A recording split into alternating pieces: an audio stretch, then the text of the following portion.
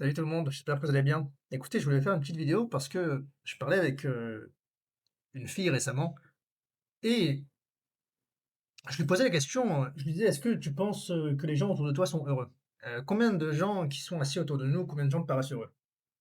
Et elle me disait, bah moi je pense, elle me disait peut-être ça un peu naïvement, ou peut-être c'est moi qui suis trop pessimiste dans la vie, mais je pense que 90% des gens qui sont autour de nous sont heureux. Moi je disais, je pense que au moins la moitié sont malheureux ou cachent une partie de déprime qui soit s'est déjà manifestée, soit va se manifester dans leur vie, soit plus tard.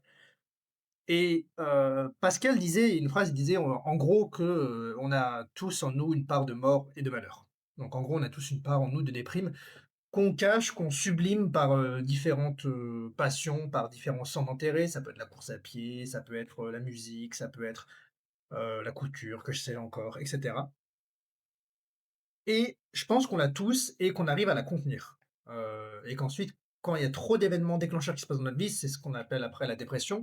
Mais on a tous cette partie de déprime qui fait qu'on a des hauts et des bas, et c'est aussi ce qui permet de créer du bonheur. C'est-à-dire que votre référentiel de bonheur, vous pouvez l'atteindre que si vous connaissez aussi votre référentiel de malheur.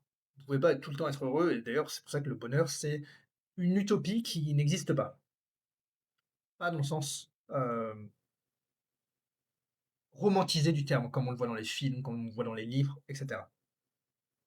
Euh, On peut être tenté de penser que lorsqu'on regarde à droite, à gauche, lorsqu'on regarde généralement ce que les gens autour de nous ont que l'on n'a pas, qui sont plus heureux que nous.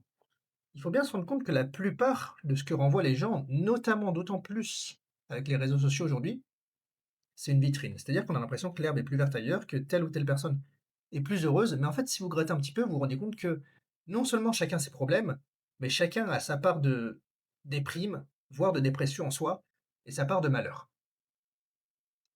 Et là où il faut faire attention, c'est que cette part de déprime, disons que elle nous fait vivre la vie à ce niveau-là. Notre niveau basal devrait être celui-là et notre niveau de bonheur devrait être celui-là. Donc nous, notre rôle, c'est d'arriver à ce niveau basal et de s'y maintenir le plus souvent possible. Et en fait, cette part de déprime en nous, on la contient par rapport à nos centres d'intérêt, comme je l'ai déjà dit. Mais ce qui peut la faire baisser aussi, c'est que on s'imagine que le monde autour de nous est heureux. Et ça, c'est un signe très clair, en fait, que l'on va pas forcément bien, c'est qu'on a l'impression que tout va mieux pour les autres. Euh, et en effet, il y a des gens qui vont avoir plus que vous, ou en tout cas qui sembleront avoir plus de réussite, mais plus de réussite dans le sens plus de chance avec les cartes qui leur ont été données à la naissance. Et c'est comme ça. Et en fait, quand vous avez ça dans votre vie, vous avez deux choix. Soit vous avez la haine contre le monde, c'est pour ça qu'il y a des gens qui brûlent des voitures, qui foutent la merde. Soit vous vous dites, bah écoutez, voilà les cartes qui m'ont été données, c'est un peu de la merde, mais je vais faire tapis et je vais essayer de redistribuer la donne, de changer la donne. Et vous n'êtes pas condamné à rester dans votre normalité, dans votre identité.